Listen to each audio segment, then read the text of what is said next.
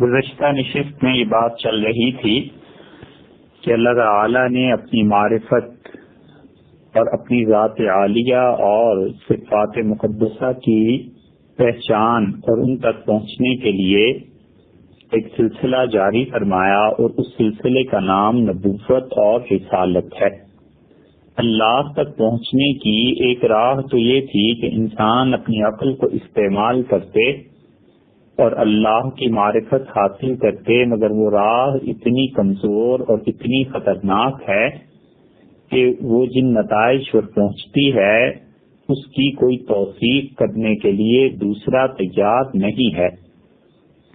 اور اس کے مقابلے میں نبوت اور رسالت کی راہ حتمی راہ ہے، جس کے لیے اللہ نے انسانوں کو دعوت دی ہے اور بتایا ہے کہ ایک تو لوگ اللہ کی ذات کو اور اس کی صفات کو اسی کے لیے ثابت سمجھیں اور اس کی ذات اور صفات میں کسی اور کو شریک نہ ٹھہرائیں، اور دوسری بات یہ بتا دی کہ تم جتنے بھی اعمال کرتے ہو ان اعمال کا بہرحال ایک انجام نکلنا ہے۔ ماں بچے کو روکتی ہے کہ وہ آگ میں ہاتھ نہ ڈالے کیونکہ وہ اس کے مضر اثرات کو سمجھتی ہے، باپ بچے کو روکتا ہے اور کہتا ہے کہ اس پانی میں مت اترو کیونکہ وہ جانتا ہے کہ اس پانی میں اترنا موت کو دعوت دینا ہے۔ اسی طرح انبیاء علیہ الصلوۃ والسلام جو ہوا کرتے تھے وہ حقیقی معنی میں لوگوں کو منع کرتے تھے، اور ان میں آخری نبی حضرت محمد صلی اللہ علیہ وسلم نے جن کی تعلیمات اور جن پر جو وحی نازل ہوئی قیامت تک محفوظ رہنے کی چیز ہے، اس نے بھی ہمیں منع کیا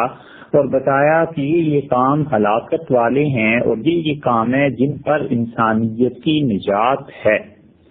اور جتنے بھی کام ہم کرتے ہیں اس زندگی کے بعد ایک زندگی نے آنا ہے، اور یقیناً وہ آئے گی اور اس میں اچھے اعمال پر جزا ملے گی اور برے کام جو کیے ہیں اس پر بہرحال سزا مل کر رہے گی۔ تو قرآن، اللہ کا دین، خود اللہ جس چیز کو بنیادی طور پر ہمارے عقیدے کی اساس قرار دیتا ہے وہ یہ ہے کہ رسالت اور پیغمبری علیہ الصلوۃ والتسلیم کے پورے سلسلے کو مانا جائے، اور جس طرح اللہ تعالی نے مختلف چیزیں مادیت میں پیدا کی ہیں اور ان کے اثرات سے ہم منتفع ہوتے ہیں، اسی طرح اللہ نے روحانیت میں اور انسان کی روح کی بالیدگی اور اس کی پرورش کے لیے بہت سے احکامات اپنے انبیاء علیہ الصلوۃ والسلام پر نازل فرمائے اور ان کے ذریعے سے ہمیں ملے۔ انسان دنیا کے مختلف علاقوں میں کھاتے اور پیتے ہیں، آپ دیکھیے ان میں کتنی چیزیں مشترک ہیں۔ ہر چیز جو کچھ دنیا میں انسان حاصل کرتا ہے اپنی غذا کے لیے، چاہے وہ چاول ہوں، گیہوں اور گندم ہو، مکئی ہو، کوئی چیز ہو، یہ ضروری ہے کہ دھوپ اس پر پڑے، روشنی اسے ملے، مٹی میں وہ ملے اور پانی اسے ملے، اور ان سب چیزوں کے مجموعے سے پھر ایک نئی چیز تیار ہو کر ہمارے سامنے آتی ہے کہ جو بیج ہم نے ڈالا تھا اس کے ثمرات ظاہر ہوتے ہیں۔ بالکل اسی طرح اللہ تعالی نے روحانیت کا اور انسان کی روحوں کی نجات کا جو سلسلہ رکھا ہے وہ سوائے اس کے کہ نبوت کی پیروی کی جائے اور کوئی طریقہ باقی نہیں رہا۔ اللہ تعالی نے ہمیں بتایا کہ ہر دور میں لوگوں کی رہنمائی کے لیے اور اللہ تعالیٰ کی ذات اور اس کی صفات کی معرفت کے لیے مختلف افراد کو اللہ تعالیٰ بھیجتے رہے، اور یہ عالی سلسلہ سیدنا آدم علیہ السلام سے شروع ہوا۔ اللہ نے اس کائنات کا آغاز تعلیم سے کیا، اللہ نے اس کائنات کا آغاز نبوت سے کیا، اللہ تعالیٰ نے اس کائنات کا آغاز اپنے احکامات سے کیا۔ اور یہ بات درست نہیں ہے کہ انسان پہلے ننگ دھڑنگ رہتے تھے اور انسان ایسی تہذیب میں تھے اور یہ تھا کہ وہ بھوکے رہتے تھے اور جنگلوں میں شکار کرتے تھے۔ انسانیت کی ابتدا اور آغاز اس کڑی سے نہیں ہوا جو لوگ بتاتے ہیں۔ انسانیت کا آغاز وہاں سے ہوا ہے جہاں سے نبوت ہمیں بتاتی ہے کہ اللہ تعالیٰ نے پہلے دن ہی اس دنیا میں انبیاء علیہ الصلوۃ والسلام کے لیے ان کے جد امجد اور ان کے والد گرامی قدر سیدنا آدم علیہ الصلوۃ والسلام کو بھیجا۔ اس لیے جو لوگ یہ کہتے ہیں کہ اس کائنات میں پہلے انسان ایسے اور ایسے رہتا تھا، وہ درمیانے دور کی ممکن ہے بات کرتے ہوں جہاں تک کہ آثار انہیں ملے،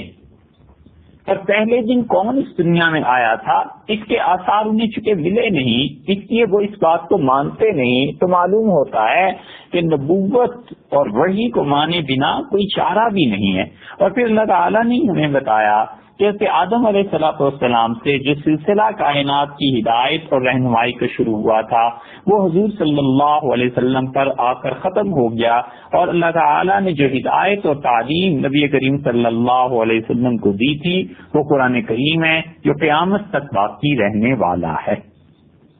اسی لیے حضور صلی اللہ علیہ وسلم کی یہ بات صحیح بخاری میں آئی ہے کہ آپ نے فرمایا ہر نبی کو کوئی نہ کوئی معجزہ دیا گیا، اور مجھے جو معجزہ دیا گیا ہے وہ قرآن کریم ہے۔ تو رسول اللہ صلی اللہ علیہ وسلم نبی کامل اور پیغمبر افضل اور آخری رسول علیہ الصلوۃ والسلام ان تمام حیثیتوں پر فائز ہیں، اور جو سلسلہ اللہ نے شروع فرمایا تھا آدم علیہ السلام سے اس کا اختتام حضور صلی اللہ علیہ وسلم پر کر دی۔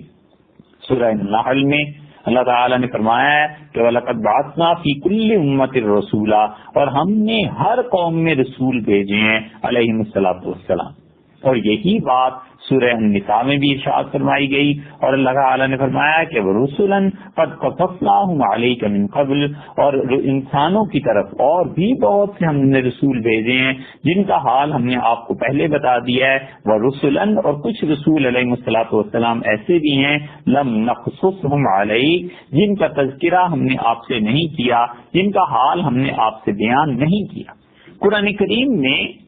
27 کے قریب انبیاء علیہ الصلوۃ والسلام کا ذکر کیا گیا ہے، ان میں وہ بھی شامل ہیں جن کے تفصیلی حالات، اور وہ بھی جن کے بارے میں سوائے ان کے اسم گرامی کے اور کچھ بھی چیز نہیں ملتی، اور وہ بھی جن کے بارے میں ایک آدھ آیت کریمہ ہی ملتی ہے، لیکن اللہ تعالی نے بتایا ہے کہ ان سب کو ماننا ضروری ہے۔ اسی لیے سورہ النساء میں ارشاد فرمایا کہ فآمنوا باللہ ورسولہ، اللہ پر ایمان لاؤ اور اس کے سب رسولوں پر ایمان لاؤ علیہ الصلوۃ والسلام۔ یہ نہیں ہو سکتا کہ کوئی شخص اللہ تعالی کو مانے اور اس کے بعد انبیاء علیہ الصلوۃ والسلام کو نہ مانے۔ یہ سوال اٹھتا ہے کہ اگر کوئی شخص ایسے کرے اور نہ مانے کچھ انبیاء علیہ السلام کو تو اس سے کیا عیب لازم آتا ہے، کون سی کمی رہ جاتی ہے؟ تو اس کا جواب یہ ہے کہ بہت بڑا الزام اللہ تعالی کی طرف لوٹتا ہے، والعیاذ باللہ، کہ اس کا مطلب یہ ہوا کہ اللہ نے انسانوں کو اتنے عرصے تک ہدایت سے محروم کر دیا اور کوئی وحی ان کے پاس نہیں آئی، اور انسانوں کا وہ گروہ وحی اور ہدایت کے بغیر مر گیا۔ اسی لیے اللہ تعالی نے فرمایا ہے کہ وہ ہر دور میں رسولوں کو علیہ الصلوۃ والسلام بھیجتا رہا ہے، اور یہ بتایا ہے کہ ہر بستی میں اس نے بھیجا ہے، اور یہ بھی بتایا ہے کہ یہ اللہ کے پیغام لانے والے اللہ کے درمیان اور اس کے بندوں کے درمیان یہ واسطہ ہیں، اور جو کوئی اس واسطے کو مشکوک قرار دے گا اور اس واسطے کو نہیں مانے گا، یا کچھ کو مانے گا اور کچھ کو نہیں مانے گا، تو اللہ کو ایسا ایمان قبول نہیں ہے۔ سورہ النساء میں ارشاد ہوا ان الذین یکفرون باللہ ورسلہ، جو لوگ اللہ تعالی کو اور اس کے تمام رسولوں کو علیہ الصلوۃ والسلام نہیں مانتے، ویریدون ان یفرقوا بین اللہ ورسلہ، اور چاہتے ہیں کہ بعض کو مانے اور بعض کا انکار کر دیں، اور اللہ تعالی اور اس کے رسولوں میں علیہ السلام میں فرق کریں، اور یہ کہیں کہ نؤمن ببعض، ہم بعض کو مانتے ہیں، ونکفر ببعض، اور بعض رسولوں کو علیہ الصلوۃ والسلام نہیں مانتے، ویریدون ان یتخذوا بین ذلک سبیلا، اور وہ یہ چاہتے ہیں کہ ایمان اور کفر کے درمیان ایک نئی راہ پیدا کر لیں کہ نہ سب پر ایمان اور نہ سب انبیاء علیہ السلام کا انکار، کچھ کو ماننا کچھ کو نہ ماننا۔ یہ کون ہوئے ایمان اور کفر کے بیچ کی راہ اختیار کرنے والے؟ اللہ نے فرمایا اولئک هم الکافرون حقا، یہ لوگ قطعاً اور یقینی طور پر کافر ہیں، اور جو کافر ہے وَأَعْتَدْنَا لِلْكَافِرِينَ عَذَابًا مُهِينًا، ہم نے ان کے لیے سخت رسوا کن عذاب تیار کیا ہے۔ وَالَّذِينَ آمَنُوا بِاللَّهِ، اور ان کے مقابلے میں وہ لوگ جو اللہ پر ایمان لاتے ہیں وہ رسول ہی اور اس کے تمام رسولوں کو علیہ الصلوۃ والسلام مانتے ہیں، ولم یفرقوا بین احد منہم، اور ان میں سے کسی کے درمیان فرق نہیں کرتے، سب کو مانتے ہیں، کسی کو جھوٹا قرار نہیں دیتے،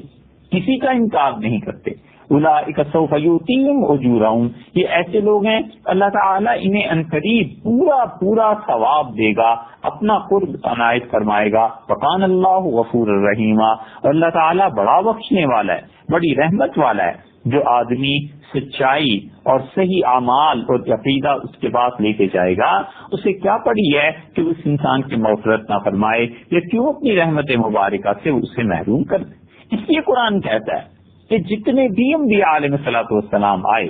وما ارسلنا من رسول الا لیطاع باذن اللہ، اللہ کا حکم ہوا کہ ان کی اطاعت کی جائے۔ جو پیغمبر بھی ہم نے بھیجے اس لیے بھیجے کہ ہمارا حکم ہے کہ ان کی اطاعت کرو، اور جو رسول صلی اللہ علیہ وسلم کی اطاعت کرتا ہے، اللہ تعالیٰ نے فرمایا ومن یطع الرسول فقد اطاع اللہ،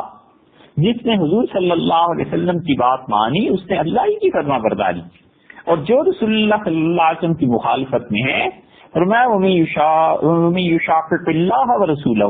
اور جو شخص مخالفت کرتا ہے اللہ کی اور اس کے رسول علیہ الصلوۃ والسلام کی، فإن اللہ شدید العقاب، تو یاد رکھنا چاہیے کہ اللہ کا عذاب بڑا سخت، اس لیے کہ وہ خدا کا پیغام ہم تک پہنچانے والے تھے۔ اس نے بتایا ہے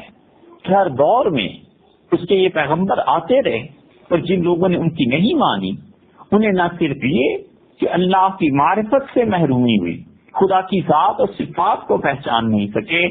اس کے ساتھ ساتھ دو بہت بڑے نقصان انہوں نے کیے۔ ایک یہ کہ اس دنیا میں بغیر کسی مذہب کی زندگی انہوں نے گزار دی، اس دنیا میں انہوں نے لڑائی جھگڑے فساد شر اور ان چیزوں کو پھیلایا، ان کی زندگی میں کوئی خیر اور نیکی کا پہلو نہیں تھا، اور دوسرا نقصان انہوں نے یہ کیا کہ اپنی عاقبت برباد کر۔ سورہ طلاق میں ارشاد فرمایا وَقَيِّن مِّن قَرْيَةٍ عَتَتْ عَنْ أَمْرِ رَبِّهَا، کتنی ہی بستیاں، کتنی ہی جگہیں ایسی تھی جنہوں نے اپنے پروردگار کے حکم سے سرتابی کی، اللہ کا حکم نہیں مانا، وہ رسول ہی اور اس کے رسول علیہ الصلوۃ والسلام ان کی اطاعت نہیں کی، فحاسبناها حسابا شدیدا، اور ہم نے ان کا بڑا سخت محاسبہ کیا، وعذبناها عذابا نکرا، اور ہم نے انہیں بہت شدید سزا دی، فذاقت وبال امرها، انہوں نے اپنے اعمال کا مزہ چکھ لیا۔ کوئی آدمی اس دنیا میں ایسا نہیں ہے کہ وہ نیکی یا برائی کو کوئی کام کرے اور اس کے انجام کو نہ بھگتے۔ نیکی کرے گا اللہ اس کی نیکی کو ضائع نہیں کرتا، برائی کرے گا یقیناً اس برائی کا انجام وہ دیکھے گا۔ اس لیے جو لوگ اعمال کو بغیر انجام کے سوچے ہوئے ادا کرتے ہیں، پھر جب نقصان ہوتا ہے تو وقت ان کا نقصان پے نہیں کرتا، وقت ان کا نقصان پورا نہیں کرتا۔ اللہ تعالیٰ نے فرمایا کہ جو کچھ انہوں نے اعمال کیے تھے اس کی سزا انہوں نے بھگتی، وَقَانَتْ عَاقِبَةُ أَمْرِهَا خُسْرًا، اور ان کے اعمال کا کوئی اچھا انجام نہیں ہوا، خسارہ رہا، ٹوٹے میں گئے۔ اور یہ چیز حضور صلی اللہ علیہ وسلم پر سب سے زیادہ سچائی کے ساتھ نازل ہوئی، کیونکہ ظاہر ہے اب قیامت تک حضور صلی اللہ علیہ وسلم کے بعد نہ کوئی نبوت ہے اور نہ ہی خدا نے وحی کے ذریعے کوئی نیا پیغام بھیجنا ہے۔ اسی لیے اللہ تعالیٰ نے بتا دیا کہ نبی کریم صلی اللہ علیہ وسلم جس ہستی کو مکہ مکرمہ میں ان کی بعثت سے پہلے، ان کے مبعوث ہونے سے پہلے بھی مکہ مکرمہ میں جو مشرکین تھے ہر طرف غلغلہ تھا جس شخص کی صداقت کا اور جس شخص کی امانت کا، اس کے بارے میں اللہ نے کہا ان کنتم تحبون اللہ، اگر اللہ تعالیٰ کو، خدا کو طلب کرنے والے لوگوں، اگر تم فی الحقیقت اللہ تک پہنچنا چاہتے ہو تو اس کی بس ایک ہی راہ ہے، اور وہ یہ کہ محمد صلی اللہ علیہ وسلم آپ کہیے فاتبعونی، میری پیروی کرو، میرے بتائے ہوئے راستے پر چلو، میری چال چلو، اور اگر تم ایسے کرو گے یحببکم اللہ، تو اللہ تعالیٰ تم سے پیار کرنے لگ جائے گا، اللہ تعالیٰ کی محبت تمہیں نصیب ہوگی۔ اور خدا کی محبت کے ساتھ کوئی گناہ، کوئی غلطی تم سے اگر ہو بھی گئی وَيَغْفِرْ لَكُمْ، تو اللہ تعالیٰ تمہارے گناہ اور قصور کو بخش دے گا، بلا شبہ واللہ غفور الرحیم، اللہ تعالیٰ بخشنے والا ہے، مہربان ہے۔ سورہ احزاب نے ارشاد فرمایا کہ ولیکن رسول اللہ صلی اللہ علیہ وسلم یقیناً اللہ کے رسول ہیں، وخاتم النبیین، اور سب نبیوں کے خاتم ہیں، یعنی اب ان کے بعد کوئی نبی دنیا میں نیا نہیں بھیجا جائے گا۔ وکان اللہ بکل شیء علیما، اور اللہ تعالی سب چیزوں کا پورا پورا علم رکھتا ہے۔ تو نبی کی حیثیت اللہ کی طرف سے نیابت کی ہے، یعنی اللہ کا پیغام لے کے وہ لوگوں تک پہنچاتا ہے، اور پھر صرف یہی نہیں ہے کہ وہ پیغام لے کے پہنچاتا ہے، بلکہ اس کی اپنی شخصیت، اس کے اعمال، اس کے افعال، اس کے اقوال، ان کو بھی ماننا ہے اور ان کی پیروی بھی کرنی ہے۔ اسی گمراہی کی ایک راز دنیا میں یہ بھی ہے، بلکہ ایک افراد اور ایک تفرید دو چیزیں۔ ایک تو یہ ہے کہ کوئی آدمی صرف یہ کہنا شروع کر دے کہ انبیاء علیہ الصلوۃ والسلام کا مقصد اتنا سا تھا کہ خدا کا پیغام دنیا تک پہنچائیں، باقی اپنی ذاتی ان کی زندگی وہ ہمارے لیے قابل عمل نہیں ہے، ہم اپنی ذاتی زندگی میں آزاد ہیں۔ جس طرح حضور صلی اللہ علیہ وسلم کو اپنی زندگی میں قرآن کریم کی شرع اور اس پہ عمل کرنے کا اختیار حاصل تھا، آج ہمیں بھی وہ اختیار حاصل ہے۔ اگر کوئی شخص یہ عقیدہ اور نظریہ رکھتا ہے اور حضور صلی اللہ علیہ وسلم کی تعلیمات مبارکہ اور جو سنن طیبہ ان سے ثابت ہیں اس کا انکار کرتا ہے، تو یہ ایک گمراہی ہے۔ دوسری طرف کی گمراہی بھی دیکھ لیجیے، اور وہ یہ ہے جو مشرکین مکہ میں بھی تھی۔ انہوں نے انبیاء علیہ الصلوۃ والسلام کے متعلق صاف صاف کہا کہ اس انسان میں کون سی ایسی چیز ہے کہ ہم اس کو مانیں۔ سورہ مومنون میں آتا ہے حضرت نوح علیہ الصلوۃ والسلام کی قوم نے یہ کہہ کے انکار کیا کہ ما ھذا الا بشر مثلکم، یہ تو تمہاری طرح کا ایک انسان ہے، تو پھر یہ خدا کا رسول کیسے ہو سکتا ہے؟ پھر اسی سورہ مبارکہ میں کہ ما ھذا الا بشر مثلکم، یہ تم جیسا انسان یاکل مما تاکلون، اسی طرح کھاتا پیتا ہے جسے تم کھاتے پیتے ہو، ویشرب مما تشربون،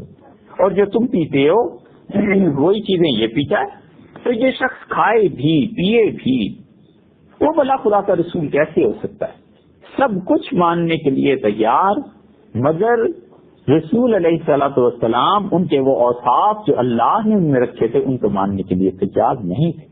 اللہ تعالیٰ نے کافروں کے کفر کا ایک سبب بیان کیا ہے، اور ارشاد فرمایا ذالک بانہ کانت تاتیہم رسلہم، اور ان کے کفر کی وجہ یہ تھی کہ ان کے پاس انبیاء علیہ الصلوۃ والسلام آئے تھے بالبینات، واضح دلائل لے کے، فقالوا ابشر یہدوننا، انہوں نے کہا اچھا یہ ہم جیسے انسان ہمیں ہدایت دیں گے، فکفروا، تو انہوں نے اس بنیاد پر رسولوں کا انکار کر دیا، فتولوا، اور منہ پھیر لیا، اللہ کی دی ہوئی راہ کو قبول نہیں کیا۔ حضور صلی اللہ علیہ وسلم پر کیا اعتراضات تھے؟ ان میں سے ایک اعتراض یہ کہ مالی حاضر رسول، اس رسول علیہ الصلوۃ والسلام کو کیا ہے، یا کل طعام، کھانا کھاتا ہے، ویمشی فی الاسواق، اپنے کاموں سے بازاروں میں آتا جاتا ہے۔ تو مطلب یہ تھا کہ خدا کا رسول تو بس وہ ہو سکتا ہے جو انسانی ضروریات زندگی ان سے مبرہ ہو، بالکل بالا ہو۔ اللہ تعالیٰ نے اس گمراہی کا رد کیا، اور اللہ نے فرمایا وما ارسلنا قبلک من المرسلین، سورہ فرقان میں ارشاد ہوا کہ محمد صلی اللہ علیہ وسلم آپ سے پہلے بھی جو انبیاء علیہ الصلوۃ والسلام ہم نے اس دنیا میں بھیجے تھے، الا سوائے اس کے کہ ذریعی چیزیں تھیں، اور کیا بات تھی، ویاکلون الطعام، وہ بھی کھانا کھاتے تھے، ویمشون فی الاسواق، وہ بھی اپنی ضروریات زندگی کی وجہ سے بازاروں میں آتے جاتے تھے۔ تو اب یہ تعجب جو انہیں پیدا ہو رہا ہے اور انکار کر رہے ہیں، تو پچھلے انبیاء علیہ الصلوۃ والسلام وہ بھی تو آپ ہی کی طرح ضروریات زندگی رکھتے تھے، انہیں پورا کرتے تھے، پھر اس میں کون سی ایسی چیز ہے کہ میری بھیجی ہوئی ہدایت کا انکار کر دیا جائے؟ اور دوسری طرف وہ پہلو کہ انبیاء علیہ السلام صرف وہی لاتے ہیں، باقی ان کی ذاتی زندگی ہمارے لیے قابل اتباع نہیں، اور ایک یہ پہلو کہ انہیں ماننے سے انکار کر دیا جائے۔ ایک تیسرا پہلو بھی دیکھیے، اور یہ تینوں گمراہی پر مبنی۔ اور تیسرا پہلو یہ تھا کہ اگر یہ واقعی نبی ہیں تو ساری کائنات پہ ان کا اختیار چلنا چاہیے، جو کچھ چاہیں سو کریں۔ سورہ بنی اسرائیل میں ارشاد ہوا وَقَالُوا لَن نُؤْمِنَ لَكَ اور انہوں نے کہا ہم ہرگز آپ پر ایمان نہیں لائیں گے، حضور صلی اللہ علیہ وسلم کو کبھی نبی نہیں مانیں گے، حتی تفجر لنا من الارض ينبوعا، یہاں تک کہ تم ہمیں یہ کام کر کے دکھاؤ، مثلا یہ کہ تم حکم دو اور زمین سے چشمے پھوٹ نکلیں۔ عرب صحراؤں میں زندگی گزارنے والے جہاں پانی کے حصول کے لیے تگودو کرنا پڑتی تھی اور ایک ایک ڈول کے لیے خون کے ڈول بہہ جاتے تھے، ان کی بڑی تمنا تھی کہ کہیں سے چشمے پھوٹیں اور کہیں پانی آئے اور کہیں پر دریا بہنے لگے ان صحراؤں میں۔ انہوں نے کہا اچھا اگر تم واقعی اللہ کی طرف سے رسول ہو تو پھر تم حکم کرو زمین کو ہمارے لیے زمین اپنے چشمے بہا دے، او تکون لک جنت من نخیل، یا پھر تمہارے لیے ایک کھجوروں کا باغ ہو، وعنب، اور باغات ہوں کھجور کے بھی اور انگور کے بھی، فتفجر الانہار خلالہا تفجیرا، اور اس میں پانی کی بہت سی نہریں جاری کر کے دکھاؤ۔ ایک زمین کا ٹکڑا ہو، چاروں طرف اس کے کھجور کے درخت لگے ہوئے ہوں اور اس کے اندر انگور کی بیلیں پڑ رہی ہوں، اور اس کے بعد درمیان میں پانی دریا بہ رہے، تم یہ کرو۔ او تسقط السماء كما زعمت علينا كسفا، جیسے کہ تم کہتے ہو کہ اللہ کی اس نافرمانی پر اور رسالت کے انکار پر خدا کا عذاب آ سکتا ہے، تو چلو ہم انکار کرتے ہیں، تم آسمان کو گرا کر دکھا دو۔ اور تم جو کہتے ہو اللہ کی ذات اور صفات کا، اوتاتیہ باللہ، ہمارے سامنے اللہ کو لے آؤ، ہم دیکھنا چاہتے ہیں، والملائکۃ قبیلا، اور فرشتے ان کو ہمارے سامنے لے آؤ، ہم انہیں دیکھنا چاہتے ہیں۔ اور چونکہ ان کی نظر میں اختیار اور دولت ناپنے کا پیمانہ تھا، انہوں نے کہا او یکون لک بیت من زخرف، یا تمہارے پاس کم سے کم سونے کا بنا ہوا ایک گھر تو ہونا چاہیے، او ترقى فی السماء،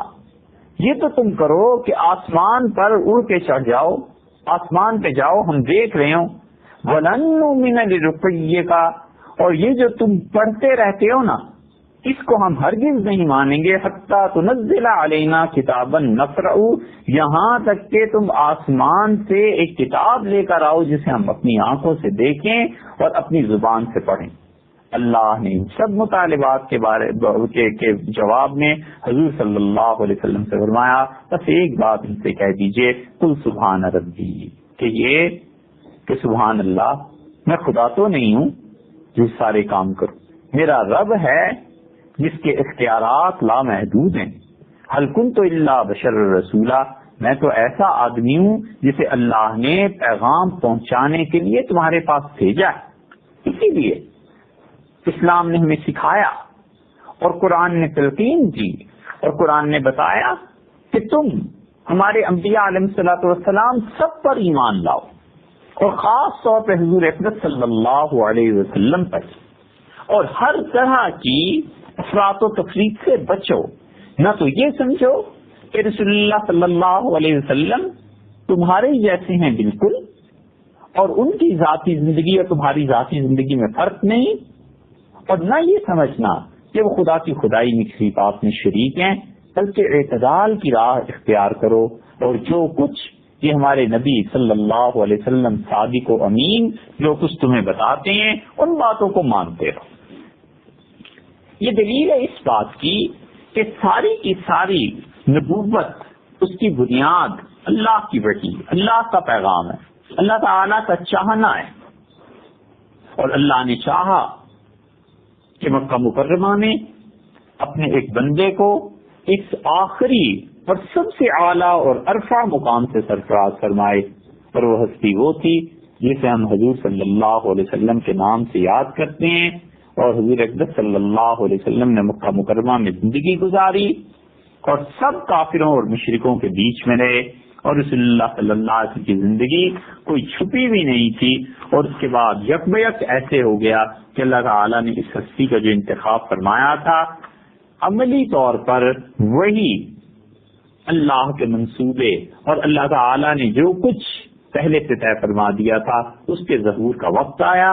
اور پہلی وحی حضور صلی اللہ علیہ وسلم پر نازل ہوئی، اور وہ وحی ہے جس کو ہم قرآن کریم کہتے ہیں۔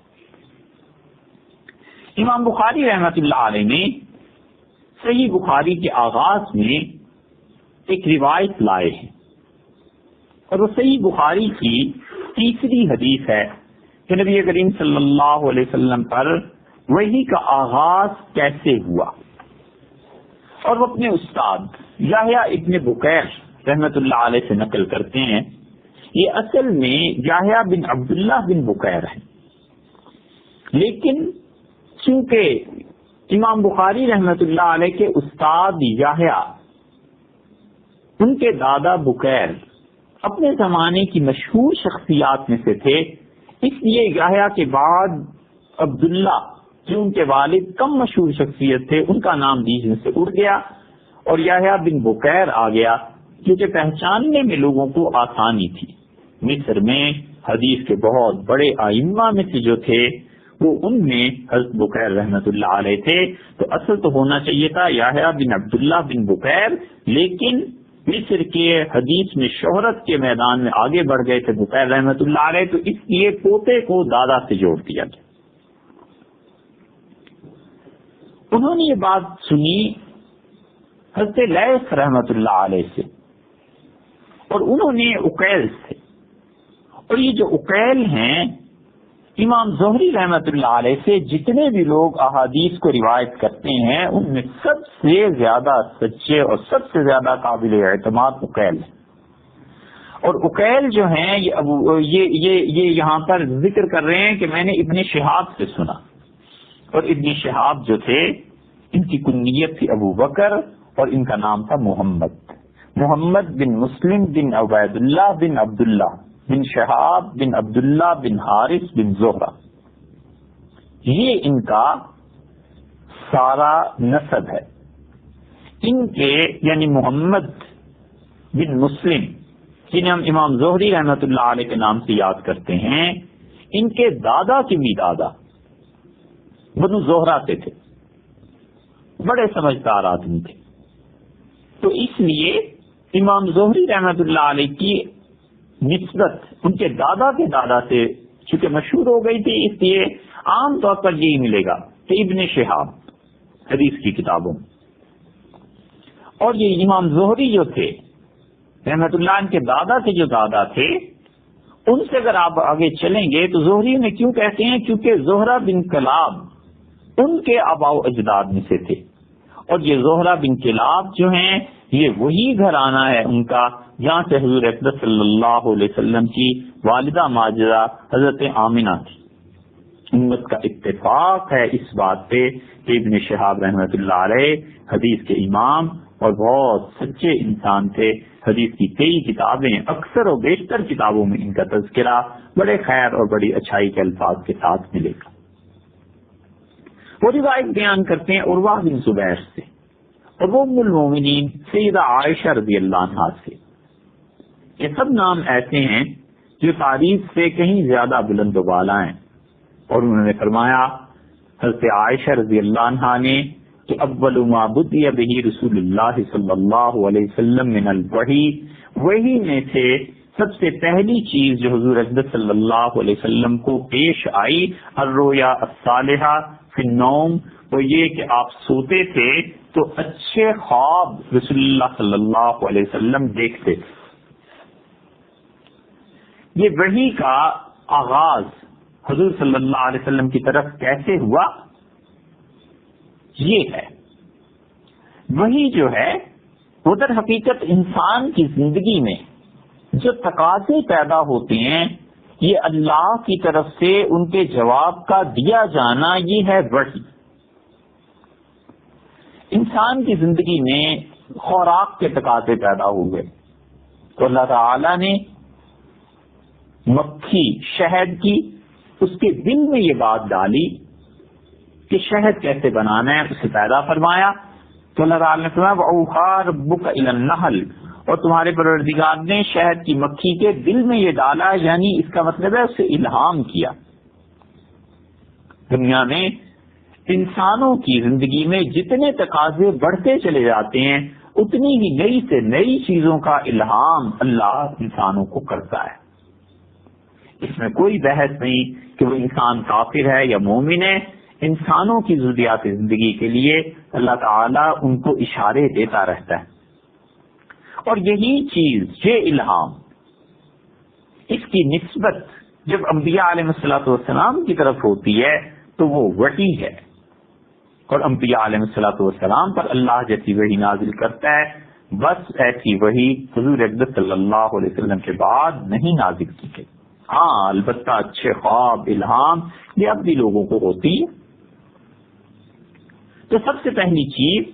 جو پیش آئی وہ اچھے خواب رسول اللہ صلی اللہ علیہ وسلم دیکھتے تھے، اور وہ ایسے تھے کہ عائشہ رضی اللہ عنہا فرماتی ہیں کہ فَكَانَ لَا يَرَى رُؤْيَا، اور رسول اللہ صلی اللہ علیہ وسلم کوئی خواب نہیں دیکھتے تھے اِلَّا جَاءَتْ مِثْلَ فَلْقِ الصُّبْحِ، مگر وہ اتنا سچا ہوتا تھا جیسے صبح کی روشنی ہوتی۔ بہت اچھی تشبیہ دی ہے سیدہ عائشہ رضی اللہ عنہا نے کہ رسول اللہ صلی اللہ علیہ وسلم کے خواب بالکل سچے تھے۔ ایک روایت میں آتا ہے کہ رسول اللہ صلی اللہ علیہ وسلم کے خواب ایسے ہوتے تھے جس میں کوئی بھی غلط بات نہیں پائی جاتی تھی، اور سوتے میں دیکھتے تھے تو صبح کی روشنی کی طرح۔ یہ تشبیہ تھی کیونکہ صبح کی روشنی جب ہوتی ہے تو وہ ایسی ہوتی ہے کہ کوئی شک و شبہ ہی نہیں ہوتا، تو رسول اللہ صلی اللہ علیہ وسلم کے خواب ایسے ہی تھے۔ ثم حبب الیہ الخلاء، اور پھر اس کے بعد حضور صلی اللہ علیہ وسلم کو تنہائی بہت پسند رہنے لگی۔ اللہ تعالیٰ نے تنہا رہنے کی محبت ان کی طبیعت مبارکہ میں ڈال دی۔ عائشہ رضی اللہ عنہا یہ باتیں بیان کر رہی ہیں، اس سے صاف پتہ چلتا ہے کہ یہ باتیں حضور صلی اللہ علیہ وسلم سے انہوں نے سنی ہوں۔ اللہ تعالیٰ نے کیوں ان کی طبیعت میں تنہائی سے اتنا انس اور محبت پیدا فرما دی؟ اس لیے کہ آدمی جب تنہائی میں فارغ ہو کر اپنے دل کی طرف توجہ کرتا ہے تو پھر اس پر بہت سی چیزیں کھلتی ہیں اور سوچنے کا زیادہ موقع ملتا ہے۔ اور اس تنہائی کی جگہ کے لیے حضور صلی اللہ علیہ وسلم نے غار حرا کو تجویز فرما دیا۔ یہ غار مکہ مکرمہ میں بہت مشہور تھا، اور حضور صلی اللہ علیہ وسلم کے دادا حضرت عبد المطلب جو اپنے دور کی بہت بڑی شخصیت تھے، اس پوری 7th سینچری میں ان کی ٹکر، ان کے مقابلے کا آدمی پوری دنیا میں نظر نہیں آتا، وہ اتنے بڑے آدمی تھے۔ اللہ نے بہت سی خوبیاں اس ہستی میں جمع کر دی تھی، وہ بھی اس غار حرا میں جایا کرتے تھے۔ حرا بھی پڑھا گیا ہے اور حرا بھی پڑھا گیا ہے، اور حرا زیادہ صحیح تلفظ ہے۔ تو غار حرا میں حضور صلی اللہ علیہ وسلم تنہائی کے لیے تشریف لے جاتے تھے اور وہاں پہ تشریف فرما ہوتے تھے۔ وہ غار حرا اب بھی موجود ہے، اور وہ دنیا میں ان چند ایک چیزوں میں ہے جہاں حقیقت میں رسول اللہ صلی اللہ علیہ وسلم کا جسم مبارک مس ہوا ہے، اس نے چھوا ہے۔ اور اس سے معلوم یہ بھی ہوتا ہے کہ انسان ساری زندگی کے کاموں میں ایک چیز یہ بھی رکھے کہ کچھ وقت بالکل تنہائی میں گزارے، اپنے اور اللہ کے ساتھ تعلق پر غور کرے، اپنی عاقبت پر غور کرے۔ یہ مراد نہیں ہے کہ رسول اللہ صلی اللہ علیہ وسلم وہاں ان چیزوں پر غور فرماتے تھے، وہ تو بات آگے کو آ رہی ہے۔ اس سے اتنا پتہ چلتا ہے کہ تنہائی کا کچھ وقت انسان کو ملنا چاہیے، اور انسان کو چاہیے کہ اپنی شخصیت کی تعمیر کے لیے کچھ وقت سارے لوگوں سے کٹ کر بیٹھے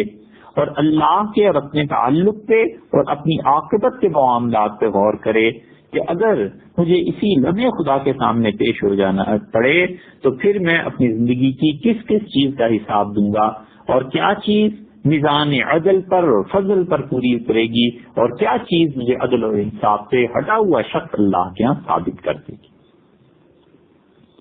غار حرا میں ہوتا کیا تھا؟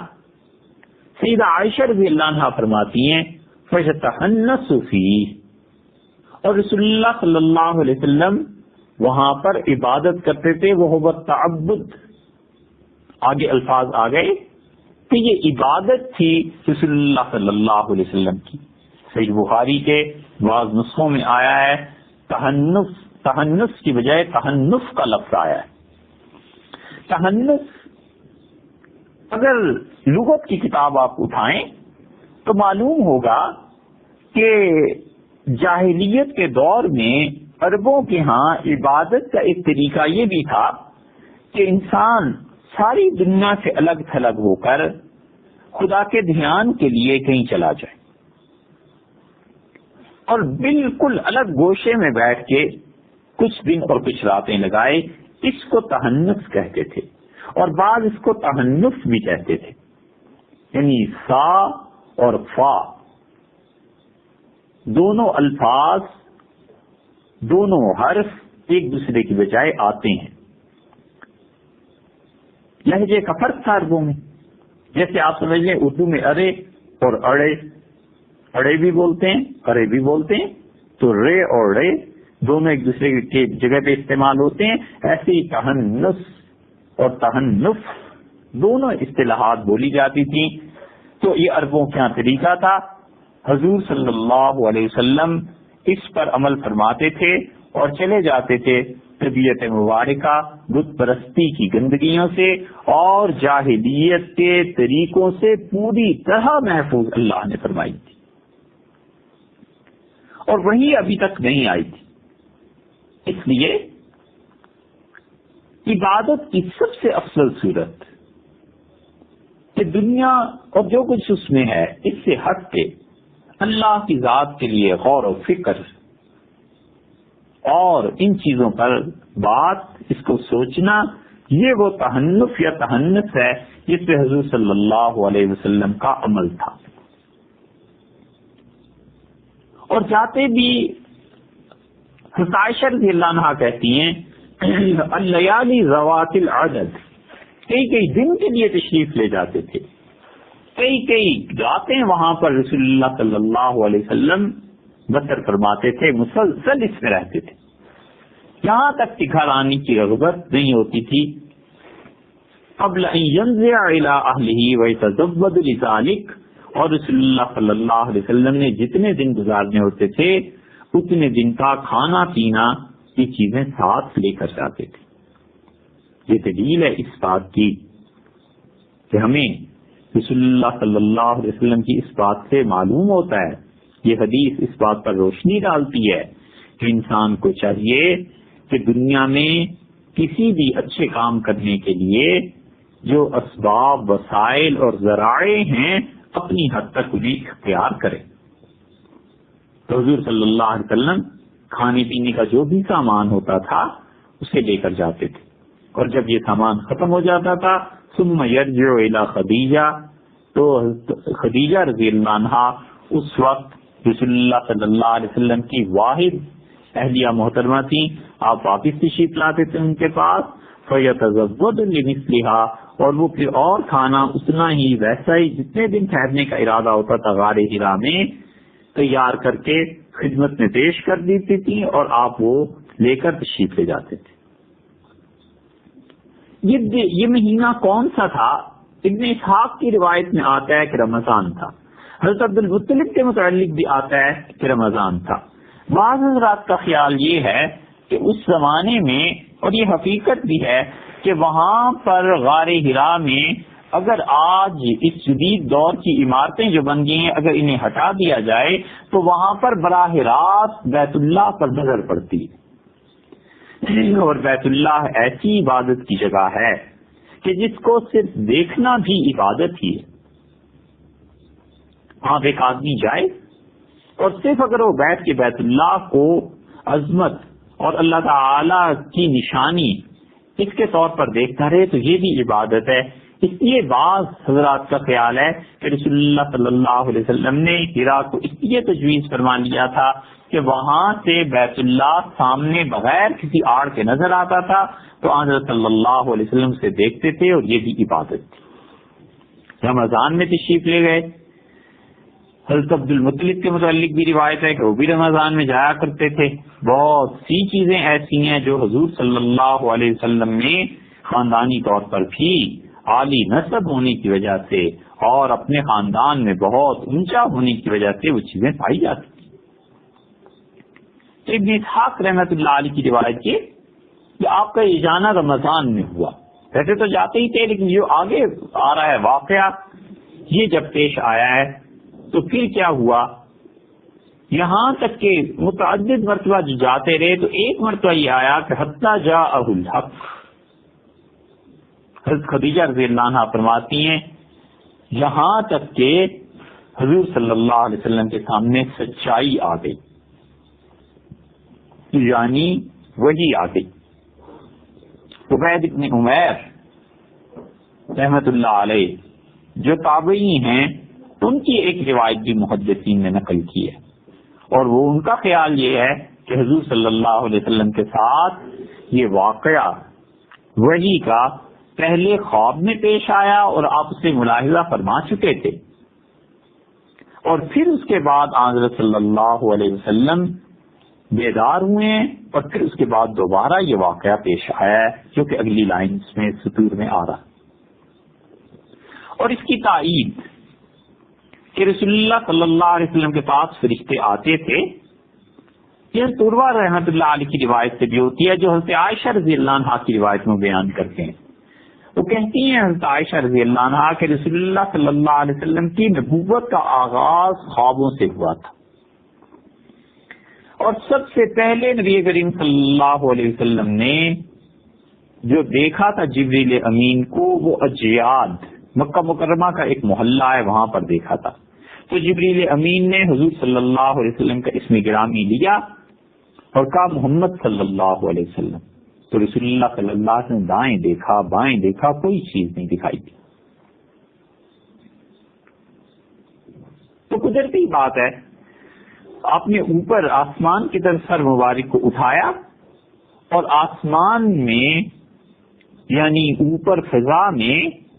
ایک ایسی چیز کو دیکھا جس نے کہا یا محمد جبرائیل جبرائیل، یعنی محمد صلی اللہ علیہ وسلم میں جبریل ہوں اور جبریل ہوں. تو رسول اللہ صلی اللہ علیہ وسلم وہاں سے تیزی سے تشریف لے گئے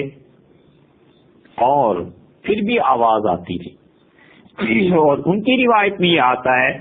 کہ اس کے بعد جبریل امین حرا میں آئے. جبریل امین کو ان کی اصل صورت میں رسول اللہ صلی اللہ علیہ وسلم نے کتنی مرتبہ دیکھا ہے یہ بات آگے کو آ رہی ہے. یہ پہلی وحی ہے جو نبی کریم صلی اللہ علیہ وسلم پہ نازل ہوئی، اور اس وحی نے آئندہ آنے والی پوری امت اور پوری انسانیت کی قیادت اس کا دعویٰ کیا کہ اللہ تک اب پہنچنا ہے تو اس وحی کے علاوہ کوئی راہ نہیں ہے کہ نبوت پر اعتماد کیا جائے، اور نبوت میں بھی اب حضور صلی اللہ علیہ وسلم پر اعتبار کیا جائے. پھر آتا ہے کہ یہ سچائی جب سامنے آئی وہ ہوا فی غار حرا. رسول اللہ صلی اللہ علیہ وسلم غار حرا میں تشریف فرما تھے، فجاءہ الملک، فرشتہ آیا. کون سا فرشتہ تھا؟ جبریل امین. اور عام طور پر محدثین اسی کو ترجیح دیتے ہیں. ایک روایت میں حضرت اسرافیل کے متعلق بھی آتا ہے علیہ السلام کہ وہ آئے اور انہوں نے کوئی چیز رسول اللہ صلی اللہ علیہ وسلم کو دکھائی اور کہا اسے پڑھیے، لیکن بالعموم محدثین اسی طرف گئے ہیں کہ وہ فرشتہ آیا. اور فرشتے جو تھے آنے والے تشریف لانے والے وہ حضرت جبریل امین علیہ الصلوۃ والسلام تھے. فقال اقرأ، اور انہوں نے کہا پڑھیے. رسول اللہ صلی اللہ علیہ وسلم سے یہ پہلا تعارف ہے جبریل امین کا. حضرت عائشہ رضی اللہ عنہا کی روایت جو مسلم میں آئی ہے اس میں یہ آتا ہے کہ حضور صلی اللہ علیہ وسلم نے جبریل امین کو 2 مرتبہ دیکھا. اور مسند احمد میں جو عبداللہ بن مسعود رضی اللہ عنہ کی روایت آئی ہے اس میں بھی آیا ہے، اور وہ کہتے ہیں کہ حضور صلی اللہ علیہ وسلم نے جبریل امین کو ان کی اصل صورت میں دیکھا، جس صورت میں اللہ نے اپنے اس معزز فرشتے کو پیدا کیا ہے. اس وقت جب پہلی مرتبہ وحی نازل ہوئی، اور دوسری مرتبہ اس وقت جب رسول اللہ صلی اللہ علیہ وسلم معراج میں تشریف لے گئے. ترمذی میں حضرت عائشہ رضی اللہ عنہا کی روایت آئی ہے، اور وہ کہتی ہیں کہ رسول اللہ صلی اللہ علیہ وسلم نے جبریل امین کو 2 مرتبہ اس کی اصل صورت میں دیکھا ہے. ایک سدرۃ المنتہا میں جب آپ معراج میں تشریف لے گئے تھے، اور اجیاد مکہ مکرمہ کے ایک محلہ ہے، حضور صلی اللہ علیہ وسلم کی رسالت جو آپ نے لوگوں کو بتائی دنیا میں، اس سے پہلے ایک مرتبہ آپ نے اس رسالت سے پہلے کے جو سال تھے ان میں ایک مرتبہ اجیاد میں جبریل امین کو دیکھا۔ تو گویا کل 3 مرتبہ کا ثبوت تو ملتا ہے کہ رسول اللہ صلی اللہ علیہ وسلم نے جبریل امین کو اپنی اصل حالت میں دیکھا۔ مگر نہ ہوتا یہ ہے کہ اللہ تعالیٰ کبھی فرشتے کو جو بھیجتے ہیں یا بھیجتے تھے تو اصل صورت کے علاوہ کسی اور صورت میں اللہ تعالیٰ انہیں حکم دے دیتے تھے کہ کوئی اور صورت اختیار کر کے جائیں، اور اس کا ثبوت قرآن کریم سے بھی مل جائے گا۔ جب حضرت مریم نے دیکھا ایک نوجوان کو، اللہ تعالیٰ نے فرمایا کہ فتمثل لها بشرا سویا، اور ان کے سامنے آیا ایک اچھا خاصا خوبصورت نوجوان کی شکل۔ تو انہوں نے کہا اعوذ بالرحمن منک ان کنت تقیا، اگر تم پرہیزگار آدمی ہو اللہ کی پناہ چاہتی ہوں تم سے۔ تو انہوں نے بتایا کہ میں جبریل امین ہوں، اللہ کے حکم سے آپ کے پاس بھیجا گیا ہوں۔ تو رسول اللہ صلی اللہ علیہ وسلم کے پاس جبریل امین بعد میں جب وہی لے کے آتے تھے تو عام طور پر حضرت داہیہ کلبی رضی اللہ عنہ کی صورت میں آتے تھے۔ حضرت داہیہ رضی اللہ عنہ بہت خوبصورت صحابی تھے، رسول اللہ صلی اللہ علیہ وسلم نے ان کا انتخاب فرمایا تھا اپنا گرامی نامہ بھیجنے کے لیے۔ جب آپ نے اپنے خطوط مختلف بادشاہوں کو لکھے تھے تو یہ آپ کا گرامی نامہ لے کر ہرقل کے دربار میں گئے تھے۔ تو یہاں پر یہ آ گیا کہ فرشتے نے کہا اقرا پڑھیے۔ رسول اللہ صلی اللہ علیہ وسلم نے فرمایا ما انا بقاری، میں پڑھا لکھا نہیں ہوں۔ 3 مرتبہ یہ بات ہوئی، انہوں نے پھر کہا، اور تینوں مرتبہ ایک ہی جواب تھا، رسول اللہ صلی اللہ علیہ وسلم نے فرمایا میں پڑھا ہوا نہیں۔ سوال یہ پیدا ہوتا ہے کہ 3 مرتبہ یہ بات کیوں آئی؟ یہ جو ماں کا لفظ ہے عربی میں اس کے مختلف معانی ہیں، اور ابو شامہ رحمۃ اللہ علیہ کہتے ہیں کہ پہلی مرتبہ جو رسول اللہ صلی اللہ علیہ وسلم نے فرمایا تھا وہ یہ تھا کہ ما انا بقارئ، میں نہیں پڑھ سکتا، اور دوسری مرتبہ جو رسول اللہ صلی اللہ علیہ وسلم نے فرمایا وہ بھی نفی، اور تیسری مرتبہ اس میں استفہام تھا، پوچھنا تھا کہ میں کیا پڑھوں۔ حضرت ابو الاسود کی روایت بھی آئی ہے، وہ بھی عروہ رحمۃ اللہ علیہ کی روایت ہے، اس میں تو صاف الفاظ یہ آئے ہیں کہ رسول اللہ صلی اللہ علیہ وسلم کیف اقرأ، میں کیسے پڑھوں۔ ایک جگہ یہ ہے ماذا اقرأ، میں کیا پڑھوں۔ اور امام زہری رحمۃ اللہ علیہ کی روایت، امام بہقی رحمۃ اللہ علیہ جو نقل کی ہے اس میں آئے کہ کیف اقرأ، میں کیسے پڑھوں۔ تو اس سے معلوم ہوتا ہے کہ حضور صلی اللہ علیہ وسلم پہلی مرتبہ نفی فرما دی، اور دوسری مرتبہ یہ فرمایا کہ اچھا بتاؤ کیسے پڑھوں، اور تیسری مرتبہ فرما دیا کہ اچھا بھی کیا پڑھوں۔ تو جب یہ باتیں ہوئی ہیں تو انہوں نے حضور صلی اللہ علیہ وسلم کو اپنے ساتھ چمٹا لیا، فاخذنی، اور پھر دوسری مرتبہ حتی بلغ منی الجہد ثم ارسلنی، رسول اللہ صلی اللہ علیہ وسلم نے بتایا کہ پھر فرشتے نے مجھے پکڑ کے اتنی زور سے اپنے ساتھ چمٹایا کہ میری طاقت جواب دے گی، پھر مجھے چھوڑ دیا۔ پھر تیسری مرتبہ کہا، میں نے بتایا، تو پھر انہوں نے پکڑا مجھے اور شدید طور پر دبایا اپنے ساتھ لگا کے۔ ابو داؤد طیالسی رحمۃ اللہ علیہ کی مسند میں آتا ہے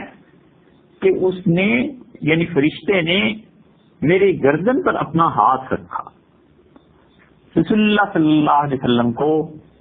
شدت کے ساتھ انہوں نے دبایا، تو آپ نے یہاں پر فرمایا ہے کہ میری جان کو خطرہ لاحق ہو گیا، یعنی میری طاقت جو تھی وہ انتہا پر پہنچ گئی، اور پھر اس نے چھوڑا اور کہا اقرأ بسم ربک الذی خلق، آپ پڑھیے اپنے پروردگار کے نام کے ساتھ، الذی خلق، جس نے پیدا کیا، خلق الانسان من علق، اور انسان کو پیدا کیا جمے ہوئے خون سے، اقرأ وربک الاکرم، اور آپ پڑھیے اور آپ کا پروردگار بے انتہا عزتوں کا مالک، یہ پڑھیے۔ سب سے پہلی بات کہی کہ پڑھیے. اب تصور کیجئے کہ یہ وحی نازل ہو رہی ہے 610 عیسوی میں تقریباً، اور سیدنا مسیح علیہ الصلوۃ والسلام کے آسمان کو اٹھائے جانے کے بعد 600 سال درمیان میں یہ وحی نہیں ہے، اور اللہ کی راہ پانے کے لیے تڑپ گئے ہیں لوگ. اور زمانہ جاہلیت میں ان لوگوں کو اگر آپ پڑھیں گے جن کے نام اس روایت میں بھی آگے چل کے آتے ہیں کہ وہ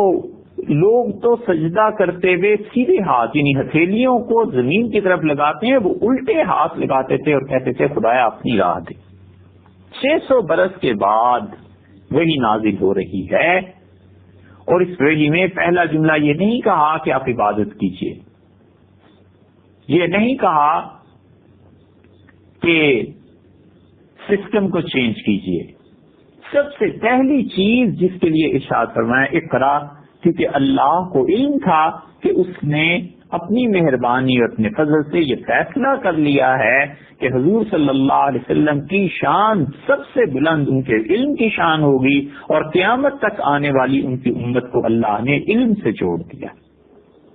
امت جب تک علم سے جڑی رہی تب تک عروج پہ تھی،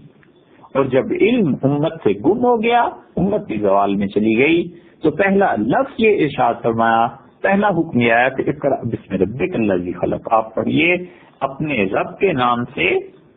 جو پروردگار، اس کا نام بڑی برکت والا ہے. برکت کا مطلب یہ ہے کہ تھوڑی چیز زیادہ ہو جائے. مثلا